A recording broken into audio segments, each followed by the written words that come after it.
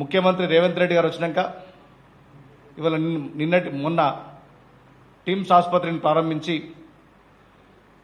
ఇలా తెలంగాణ ప్రజలకు అంకితం చేస్తే బీఆర్ఎస్ నాయకులు ఓర్చుకోలేకపోతున్నారు. ఇలా నిజంగా బీఆర్ఎస్ నాయకులకు చిత్తశుద్ధి ఉంటే వాళ్ళు 2014 అధికారంలోకి వచ్చిండ్రు, 2023 డిసెంబర్ దాకా అధికారం ఉన్నారు.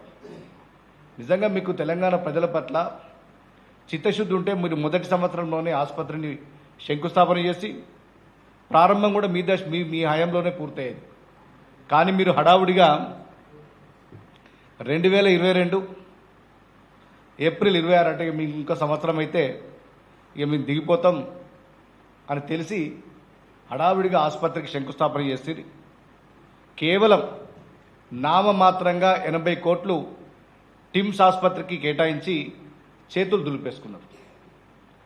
రేవంత్ రెడ్డి గారు కాంగ్రెస్ పార్టీ ప్రజాప్రభుత్వం అధికారంలోకి వచ్చినాక దానికి 1126 కోట్లు ఖర్చు పెట్టి ఇలా అధునాతనంగా సనత్ నగర్లో టిమ్స్ ఆసుపత్రిని ప్రారంభం చేస్తుంటే బీఆర్ఎస్ నాయకులకు ఇలా నిజంగా ఏడుపులు పెడబొబ్బులు. కాంగ్రెస్ పార్టీ ప్రభుత్వానికి మంచి పేరు వస్తుంది, మేము ఆనాడు చేయలేకపోయినాం, మాది చాతగాని ప్రభుత్వం అని చెప్పి మీకే ప్రూవ్ చేసుకుంటున్నారు. ఇలా నిజంగా మీరే కనుక పూర్తి చేస్తే మీరు ఎందుకు ప్రారంభోత్సవం చేయలేకపోయినరు? మీది ఎంతసేపు చిత్తం శివుని మీద భక్తి చెప్పుల మీద అన్నట్టు బీఆర్ఎస్ నాయకులు ఎంతసేపు శాంక్షన్ ఇవ్వాలి, టెండర్లు వేయాలి, ఆ టెండర్లలో కమిషన్లు దొబ్బాలి. ఇది వాళ్ళ నీతి. మీరు ఏ హాస్పిటల్ చూసుకుని అంతే. మేము 4 టిమ్స్లు పెట్టినాం, వరంగల్లో పెద్ద హాస్పిటల్ పెట్టి. ఇలా మా చొప్పదండి నియోజకవర్గంలో కూడా జీవో ఇచ్చిండ్రు, జీవో వరకే ఇచ్చిండ్రు. ఇలా నేను ఎమ్మెల్యే అయినాక మా కాంగ్రెస్ పార్టీ ప్రజాప్రభుత్వం అధికారంలోకి వచ్చినాక దాన్ని మొదలు పెట్టినాం. ఇలా ప్రతి చోట కూడా జీవోలు ఇవ్వాలి, టెండర్లు వేయాలి, కమిషన్లు దొబ్బాలి. ఇది బీఆర్ఎస్ఎల్ హయాంలో జరిగినటువంటి అవినీతి భాగవతం అందరికి తెలుసు. అందుకే ప్రజలు కర్రు కాల్చి వాత పెట్టిండ్రు. ఇలా ప్రతిదానికి రాజకీయం చేయాలి, ప్రతిదానికి ముఖ్యమంత్రి గారి బదనం చేయాలి, కాంగ్రెస్ పార్టీ ప్రజాప్రభుత్వాన్ని బదనం చేయాలి. ఇదే ఒక ఎజెండాగా పెట్టిండ్రు. ఇలా నిజంగా రాజకీయాలంటే ఒక ప్రజాసేవ. కానీ బీఆర్ఎస్ రాజకీయాల్లోకి వచ్చినాక అది పూర్తిగా అధికారం, అవినీతి, అక్రమార్జన, ఈ 3 పదాలకే బీఆర్ఎస్ పార్టీ పరిమితమైంది. ఎంతసేపు ఎదుటి వ్యక్తి అక్రమాలు చేస్తున్నాడు, అవినీతి చేస్తుండని చెప్పి వాళ్ళను టార్గెట్ చేసి మాట్లాడు. దానిలో నిజానికి కూడా ఏముండదు. టిమ్స్ హాస్పిటల్ ముఖ్యమంత్రి రేవంత్ రెడ్డి గారు ప్రారంభించారు. ఇప్పుడు మీకు ఏం పని అక్కడికి పోతారు బీఆర్ఎస్ ఎమ్మెల్యేలు? ఇలా హరీష్ రావు గారు ఆ రోజు ఆరోగ్య మంత్రి ఉండే, ఆయన నిజంగా పూర్తి చేస్తుంటే ఆయన చేసేవాళ్ళు, లేకపోతే కేసీఆర్ గారు దాన్ని ప్రారంభోత్సవం చేసేవాళ్ళు. ఇప్పుడు ఏం అవసరం ఉంది? మా ప్రభుత్వం వచ్చి 2.5 సంవత్సరాలు అయింది, దాన్ని మేము పూర్తి చేసినాం, ప్రారంభోత్సవం చేసినాం, రోగులకు దానికి అందుబాటులోకి తీసుకొచ్చినాం. ఇలా మీరు పోయి చేసేది ఏముంది నాకు అర్థమవుతలేదు. ఏం చేయాలనుకుంటున్నారు మీరు?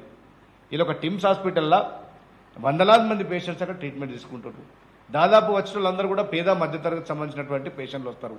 ఇలా వందలాది మంది మీరు పోయి హడావుడి చేస్తే పేషెంట్లకు ఇన్ఫెక్షన్ సోకితే ఎవరు దానికి బాధ్యులు? ఇంతకుముందు కేటీఆర్ గారు కూడా అదే పని చేసిండ్రు. వందలాది మంది పోయి మేమేదో పీక్ కట్టలు కట్టినాం, పెద్ద హాస్పిటల్ కట్టినామని చూపించారు. అది నిజంగా కట్టింది మీరు కాదు. మీ హయాంలో మీ హయాంలో మీరు శంకుస్థాపన చేస్తున్నారు, మేము కాదనట్లేదు. కేసీఆర్ గారే దానికి శంకుస్థాపన చేసిండ్రు. మీ హయాంలో 80 కోట్లు అయింది వాస్తవమే. కానీ 1126 కోట్లు ఖర్చు పెట్టి హాస్పిటల్ను కంప్లీట్ చేసింది మా ప్రభుత్వం, మా ముఖ్యమంత్రి రేవంత్ రెడ్డి గారు. ఇలా నిజంగా ఏదో చేసి పెద్ద షోలు ఇచ్చే టైపు బీఆర్ఎస్ నాయకులు చేస్తున్నారు. తెలంగాణ ప్రజలందరికీ తెలుసు.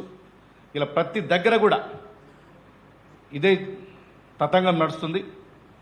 ఇలా నిజంగా హరీష్ రావు గారు ప్రతిదీ రాజకీయం చేయడమే. టిమ్స్ హాస్పిటల్ ప్రారంభోత్సవం చేసిన రాజకీయమే, ఇంకేం చేసిన రాజకీయమే. ఇప్పటికైనా మానుకోండి. ఎందుకంటే 10 సంవత్సరాలు మీరు అధికారం ఉన్నారు, 10 సంవత్సరాలు మీరు మంత్రిగా చేసినారు. ఈ రాష్ట్రంలోనే మీరు సీనియర్ మోస్ట్ ఎమ్మెల్యేగా మీరు చెప్పుకుంటారు, చాలా సంతోషం. కానీ ఇట్లాంటి దిగజాడు రాజకీయాలు చేయకండి దయచేసి. ఇలా నిజంగా ప్రజలకు ఉపయోగపడేటి, రాష్ట్రానికి ఉపయోగపడే నిర్మాణాత్మక విషయాల్లో ప్రతిపక్షాలు సలహాలు ఇస్తే తీసుకోవడానికి ప్రభుత్వం సిద్ధంగా ఉంది తప్ప ఇట్లాంటి దిగజాడు రాజకీయాలు, ఓర్వలేని రాజకీయాలు చేస్తే తెలంగాణ ప్రజలు అసహించుకుంటారు.